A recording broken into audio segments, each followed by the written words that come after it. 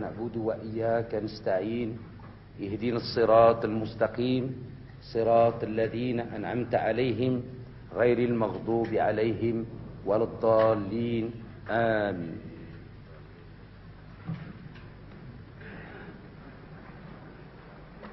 إن من نعمة الله علينا جميعا رغم تعددنا واختلاف أجناسنا وألسنتنا أننا حينما دعونا بأم الكتاب دعونا بها جميعا دون تلعثم ولا توقف ولا نسيان. أم الكتاب التي بدونها لا تصلح الصلاة ولا تصح. أم الكتاب التي جعلها الله سبحانه وتعالى أقدس الآيات في كتابه العظيم. وإن كان هناك برهان يدل دلالة على أننا أمة واحدة أرضنا أم كرهنا، على أننا أمة واحدة، فهي الفاتحة التي قرأناها دفعة واحدة جميعا رغم اختلاف ألسنتنا وأجناسنا ورغم تباعد بلداننا وقاراتنا. حضرات السادة، حاولت أن أجد موضوعا يلائم المقام، لأن المقام قبل كل شيء ديني وسياسي في آن واحد. أن يلائم المقام لأن الجو الذي ينعقد فيه هذا المؤتمر كله كهرباء وكله توتر، وسوف نصبح من الكاذبين على أنفسنا إذا نحن قلنا غير ذلك أو اعتقدنا غير ذلك. فإذا فلنجد موضوعا لخطابنا يمكن به أن نقف أمام مسؤولياتنا، تلك المسؤوليات العالمية، تلك المسؤوليات الأبدية، لأن مسؤولية الإسلام لا تنحصر لا في مكان ولا في زمان. إذا نحن أمام مسؤوليات أبدية قائمة إلى أن يرث الله الأرض ومن عليها. لذلك أمام هذه المسؤوليات علينا أن نتحلى بالصبر والأنات دون مهاودة فيما يخص المبادئ، دون مراجعة فيما يخص ما قرر، ولكن بأكثر ما يمكن من اللباقة ومن الأدب ومن الوقوف في المستوى الذي وضعتنا فيه شعوبنا. فهناك بعض الأشخاص أو المفكرين أو الدول لما صارت تحلل الخريطة وجدت أن هناك قوة عظيمة ضخمة تكون من مليار من الأشخاص تسمى المسلمين، وبين عشية وضحاها أصبح المسلمون محل العطف والحنان والحنو، لأنهم أصبحوا مطمعا وأصبحوا مستهدفين للمسخ.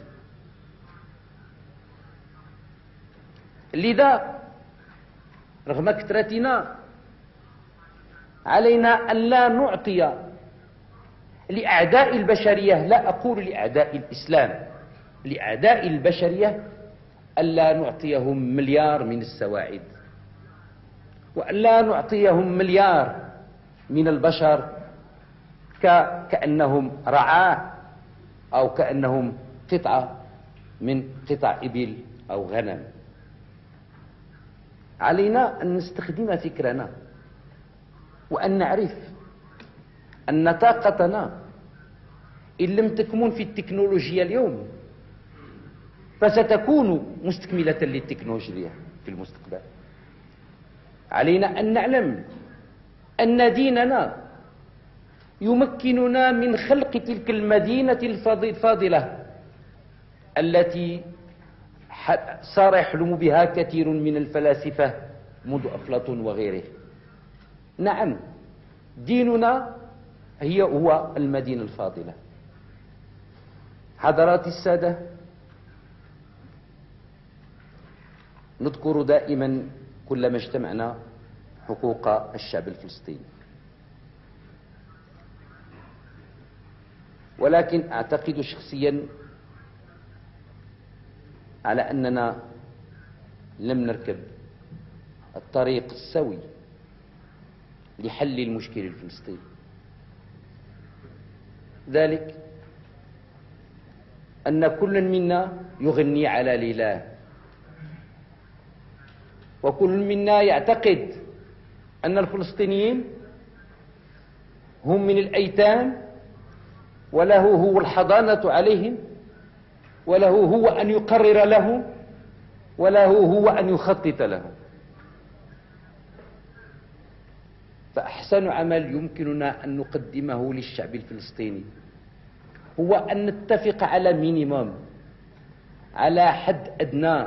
إذا نحن ضمننا لهم هذا الحد الأدنى وأحسوا أنهم أينما طرقوا الباب وطرقوا الباب الصالحة ستفتح لهم الباب وسيجدون الجواب، سنكون إداك قد قدمنا للشعب الفلسطيني أقدس الخدمات. الشعب الفلسطيني قادر على أن يسير نفسه بنفسه، فمنهم المهندسين، ومنهم الدكاترة، ومنهم الأطباء، وربما في المستوى العالمي من ناحية الثقافية اليونسكو تعطينا الأرقام أنهم هم ضاربون الرقم القياسي من ناحية التعليم والتثقيف العالي. فهم ليسوا في حاجة إلى مربية، وليسوا في حاجة إلى مدرب، هم في حاجة إلى معونة لا تكون متضاربة.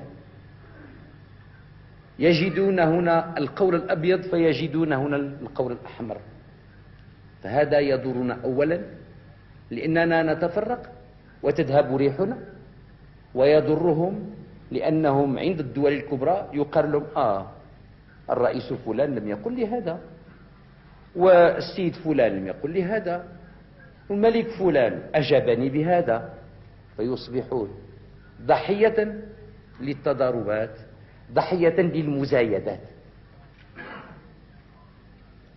فإذا خرج العالم الإسلامي من هنا، لا أقول العربي، الإسلامي، إذا خرج هنا بلائحة عمل ولو في نقط قليلة وقصيرة ولكن عميقة مصيبة نافذة للصواب وللأهداف فيما يخص المشكل الفلسطيني، لنا اليقين أننا سنربح الأعوام والسنين، وأن تلك المنطقة بما آتاها الله سبحانه وتعالى من خيرات وما آتاها من علماء وأدمغة ستصبح من المكونات القوية بل الأساسية للمجتمع العالمي.